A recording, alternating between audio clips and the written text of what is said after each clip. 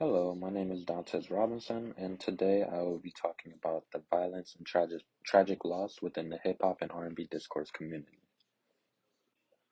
On this slide, I will be talking about Swale's criteria, starting off with shared goals. A key aspect of the hip hop and R&B communities is their shared goals of raising awareness about systematic issues like racial inequality, police brutality, and the cycle of violence that impacts communities of color. Artists use their music to express personal struggles and speak out on these larger social problems. Their fans in turn connect with these messages and often take action, advocating for change, healing, and unity. Next is intercommunication amongst members. In the hip hop and R&B communication, our communication happens through interviews, social media, live shows, and music. The tragic deaths of artists like Tupac, Biggie, and Nipsey Hussle have sparked conversations about the larger issues affecting their communities. These discussions unfold on social media, podcasts, news, and in the lyrics of other musicians, giving fans and artists a space to reflect on social and political challenges. Next is participation and membership. In the hip hop and R&B community, both artists and fans contribute to conversations around loss and violence. Artists like Kendrick Lamar and J. Cole tackle themes of pain and social justice in their music, while fans engage by sharing, discussing, and reflecting on these messages. Fans also honor fallen artists through memorials, attending awareness events, or support of charitable causes. The collective mourning and reflection on an artist's impacts is a key part of being part of this community. On this slide, we will be talking about the problem and why it's a problem. Starting off with the problem. Violence and tragic loss have long plagued the hip hop and R&B communities, deeply affecting artists, fans, and neighborhoods. Much of this violence, often in the form of gun violence and gang conflicts, is tied to broader issues like systematic racism, poverty, and the glorification of a dangerous lifestyle. The untimely deaths of artists reflect the harsh realities faced by marginalized communities, such as poverty and discrimination. While hip hop and R&B are powerful platforms for storytelling and activism, they also serve as outlets for expressing the pain loss many experience daily. Next, why it's a problem. The early deaths of artists like Tupac, Biggie, and Nipsey Hussle have left a void in both music and culture, robbing the world of voices that could have shaped the future. These losses not only impact the artistic landscape, but also leave marginalized communities without powerful advocates. Constant exposure to violence creates deep emotional scars for survivors, families, and fans, often leading to mental health struggles like depression and PTSD. The normalization of violence, particularly gun violence, in some communities fuels a cycle of grief and perpetuates a dangerous mindset where violence is seen as inevitable. This reflects a larger public health crisis involving gun violence, substance abuse, and mental health, with artists caught in the paradox of using their platforms to address these issues while sometimes glorifying the violence they aim to critique. On this slide, we will be talking about who is affected. The tragic deaths of artists, especially in hip hop and R&B, highlight the dangers of fame affiliations and the themes they explore, like poverty and street life. These artists often become targets, and their untimely deaths ripple through their families, fans, and communities. For families, the loss is not only emotional, but practical, with financial hardships and public scrutiny. Fans who view these artists as voices of their struggles mourn deeply, often feeling as though they've lost a friend. Communities connected to the artist's music are often with a sense of vulnerability, wondering if the tragedy could have been prevented. Ultimately, the violence that takes the lives of artists doesn't just affect those closest to them, it resonates throughout entire communities, deepening grief and raising painful questions. For proposal number one, I chose prevention and education programs. To reduce the violence in the hip hop and R&B community, prevention programs should focus on conflict resolution, empathy, and understanding the consequences of violence. These programs aimed at young people in high-risk areas could be integrated into schools, community centers, and after-school programs.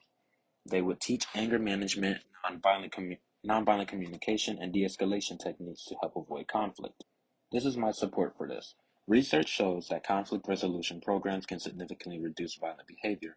For example, the Peace Builders program has successfully decreased bullying and violence in schools. The Cure Violence program, operating in cities like Chicago and Baltimore, treats violence as contagious and uses education and medication to reduce it. Lastly, feasibility. The initiative could be funded through public programs, sponsorships, and grants. A year-long program costs about $40,000 per year, but the long-term savings from reduced violence make it a worthwhile investment. With the support from local governments and businesses, this can be a suitable solution. For proposal number 2, I have mental health support and trauma recovery. To address violence in the hip hop and R&B community, we need to expand access to mental health services for both victims and perpetrators of violence. Many artists and community members have experienced trauma, loss, abuse, and systematic oppression that can lead to violent behavior or mental health struggles. Offering therapy, support groups, and rehabilitation can help break this cycle and promote healthier coping mechanisms. For my support, I have research shows that mental health treatment can reduce violent behavior, especially in those affected by trauma. The National Institute of Mental Health found that PTSD treatment reduces reoffending. In Baltimore, trauma-focused therapy led to a 30% decrease in violent incidents. Programs like the National Alliance of Mental Health Illness have successfully brought mental health services to high-risk communities, offering both immediate relief and long-term healing. Lastly, feasibility. Funding could come from Medicaid, private insurance, and government grants aimed at public health and violence reduction. Nonprofits like the Trevor Project and SAMHSA are already supporting marginalized communities, and their models could be expanded for those impacted by violence in hip hop and R&B. With a focus on increasing access to trained therapists, particularly through telehealth, this solution is both doable and cost-effective in the long run, reducing healthcare and law enforcement costs while improving community well-being. For Proposal 3, I chose strengthening legal and community response. To reduce the violence in the hip hop and R&B community, we need stronger level protections and community support. This includes tougher gun control laws, stricter penalties for violent crimes, and better law enforcement training in de-escalation and cultural sensitivity. At the same time, we must ensure better support for victims and their families, especially given that many victims are targeted because of their fame or gang ties. A combination of prevention and punishment is necessary to reduce violence. For support, countries like Australia have seen a reduction in gun violence after implementing stricter gun laws following the 1996 Port Arthur massacre. In the US cities like New York and Los Angeles have successfully limited firearm access and reduced gang violence through initiatives like LAPD's gang prevention programs. The Violence Against Women Act has also helped reduce intimate partner violence by offering stronger legal support for victims. Lastly, feasibility. Stricter gun laws have gained increasingly public support, especially after high-profile tragedies in the hip-hop community like the deaths of Pop Smoke and XXXTentacion. Legislation for tougher gun control and better victim support could be passed with support from local governments, law enforcement, and nonprofits. While there may be opposition from, from lobbying groups, growing public concern about gun violence creates an opportunity for meaningful change. Funding could come from federal crime prevention initiatives or local law enforcement budgets. Lastly, for my conclusion, the violence and tragic loss within the hip hop and R&B communities are deeply personal and heartbreaking issues that demand urgent attention.